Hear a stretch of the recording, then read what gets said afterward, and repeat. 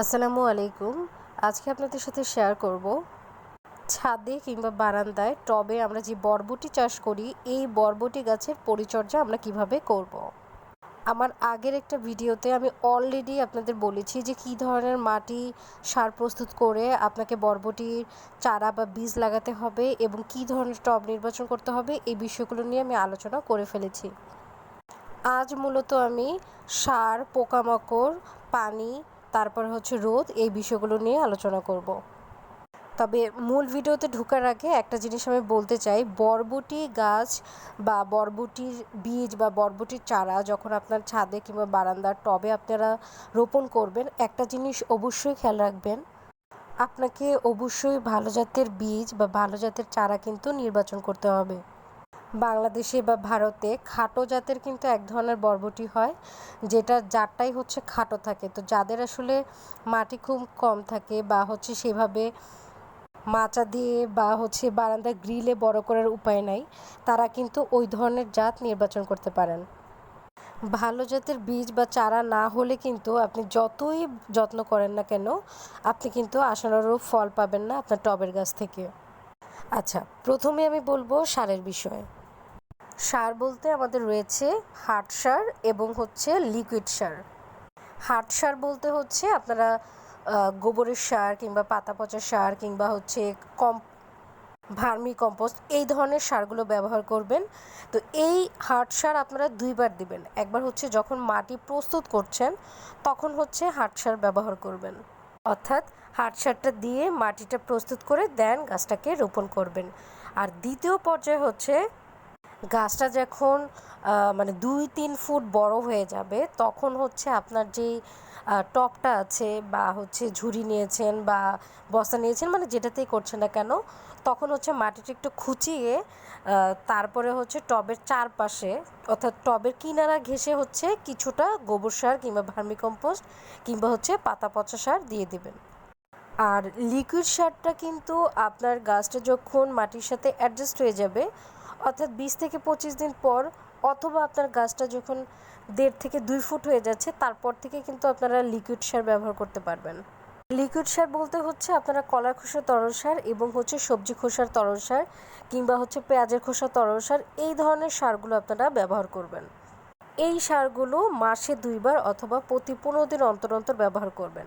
আর যখন দেখবেন গাছে ফুল চলে আসতেছে এবং গাছে বরবটি ধরা শুরু করেছে তখন কিন্তু অবশ্যই আপনারা কলার খোসার তরল জৈব সার এই সারটা প্রতি 15 দিন অন্তর অন্তর ব্যবহার করবেন। এরপরে বলবো আপনাদের কাটিং নিয়ে, 1G 2G এবং 3G কাটিং নিয়ে।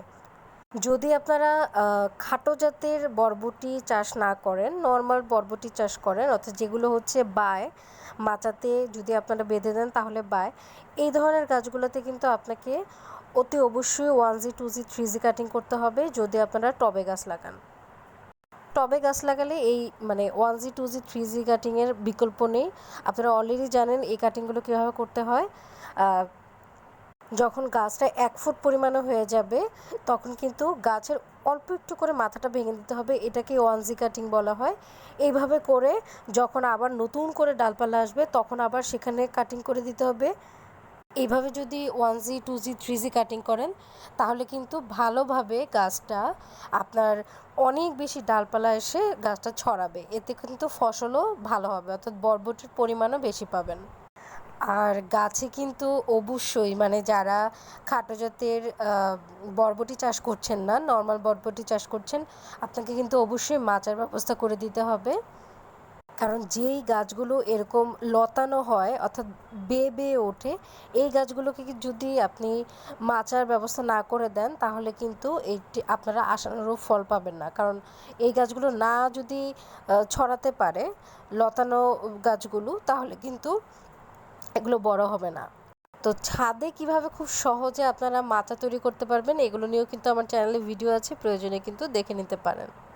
আচ্ছা, আর ওই যে লিকুইড সারের কথা বললাম, এই সারগুলো কিভাবে তৈরি করে, অর্থাৎ কলা খোসার সার বা মানে সবজি খোসার জৈব সার বা গোবর সার, এই সারগুলো কিভাবে তৈরি করে বা কী উপকারিতা বা কীভাবে গাছে প্রয়োগ করতে হয়, এগুলো নিয়ে কিন্তু আমার চ্যানেলে ভিডিও আছে।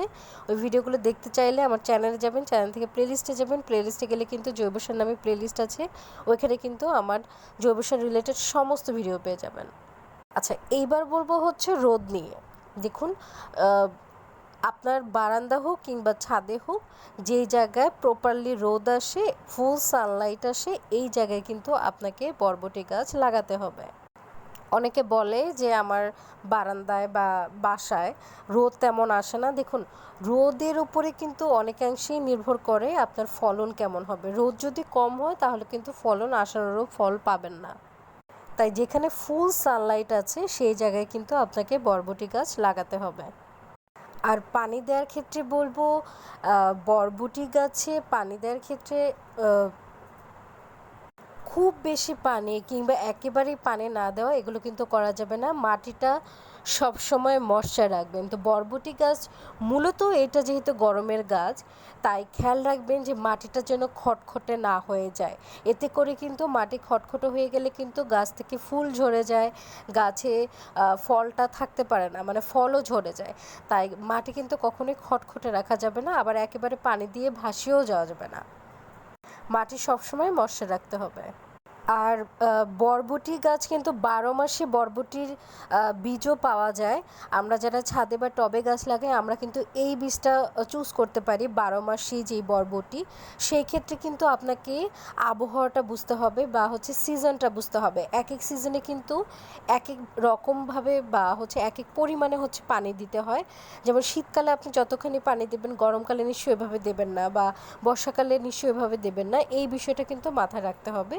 অর্থাৎ মাটিটা যেন ময়শ্চার রাখে এবং আপনাকে অবশ্যই আবহাওয়াটাকে রেসপেক্ট করতে হবে। এরপরে যেটা বলবো সেটা হচ্ছে পোকামাকড়। এই গাছে কিন্তু প্রচুর পোকামাকড়ের আক্রমণ হয়। আপনার ওই যে কিছু পোকা থাকে, চোষক পোকা, যেটা হচ্ছে আপনার পাতার রস এগুলো খেয়ে ফেলে। কিছু পোকা থাকে পাতা হচ্ছে কামড়ে খেয়ে ফেলে। তো এই ধরনের পোকামাকড়ের আক্রমণ হলে কিন্তু আপনার গাছটা দুর্বল হয়ে যাবে এবং হচ্ছে আপনি আপনার গাছে আশানুরূপ ফল পাবেন না। তাই সবসময় যেটা করবেন, গাছে পানি দেওয়ার সময় অবশ্যই পাতাটা একটু উল্টে দেখবেন যে কোনো রকম পোকামাকড় আক্রমণ হয়েছে কিনা। আর এছাড়াও 10 থেকে 15 দিন অন্তর অন্তর আপনি কিন্তু গাছে অবশ্যই যে কোনো জৈব কীটনাশক, স্পেশালি যদি নিম কীটনাশকটা স্প্রে করতে পারেন তাহলে খুবই ভালো হয়। এই নিম কীটনাশক কীভাবে তৈরি করে সেটাও কিন্তু আমার চ্যানেলে ভিডিও আছে, ওটা দেখে নিতে পারেন। অবশ্যই কিন্তু আপনাকে এই ধরনের কীটনাশক স্প্রে করে দিতে হবে। এরপরে যেটা বলবো, বরবটি গাছ যখন আপনারা লাগাচ্ছেন, যখন বারান্দায় লাগাচ্ছেন কিংবা হচ্ছে ছাদ বাগানে লাগাচ্ছেন, অবশ্যই কিন্তু আশেপাশে কিছু ফুল গাছও রাখবেন। কারণ ফুল গাছ রাখলে কিন্তু হচ্ছে আপনার বিভিন্ন পতঙ্গ যেগুলো পরাগায়নে সাহায্য করে, এই পতঙ্গগুলো আসবে এবং হচ্ছে গাছে কিন্তু পরাগায়নে সাহায্য করবে। আর শেষে যেটা বলবো, মাঝে মাঝে যেটা করবেন, গাছের গোড়াটা চেক করবেন, গাছের গোড়ায় যেন আগাছা না জমে, গাছের গোড়াটা পরিষ্কার রাখবেন, একটু খুঁচিয়ে দিবেন মাঝে মাঝে, তাহলে কিন্তু আপনার গাছটা অনেক সুন্দরভাবে বেড়ে উঠবে। আমি যারা এখনও আসলে বরবটি গাছ লাগান নাই, তারা কিন্তু আমার আগের ভিডিওটা অবশ্যই দেখবেন। ওই ভিডিওতে কিন্তু আমি বরবটি কিভাবে আসলে আপনারা মাটি তৈরি করবেন এবং হচ্ছে কিভাবে টব নির্বাচন করবেন, এই জিনিসগুলো নিয়ে কিন্তু আমি অলরেডি ভিডিও করেছি। ওই ভিডিওটা কিন্তু অবশ্যই দেখে নেবেন। সেক্ষেত্রে আপনারা আমার চ্যানেলে যাবেন, চ্যানেল থেকে প্লেলিস্টে যাবেন, প্লেলিস্টে গেলে সিম গাছ নামে একটি প্লেলিস্ট পেয়ে যাবেন। সেখানে কিন্তু ওই বরবটি গাছের যে আগের ভিডিওটা, ওটা কিন্তু দেখতে পেয়ে যাবেন। আশা করছি আজকের ভিডিওটা আপনাদের ভালো লেগেছে। ভিডিওটা ভালো লাগলে একটি লাইক দিয়ে দিন, আর ভালো না লাগলে একটু ডিসলাইক দিয়ে দিতে পারেন। আর হ্যাঁ, বি পজিটিভ।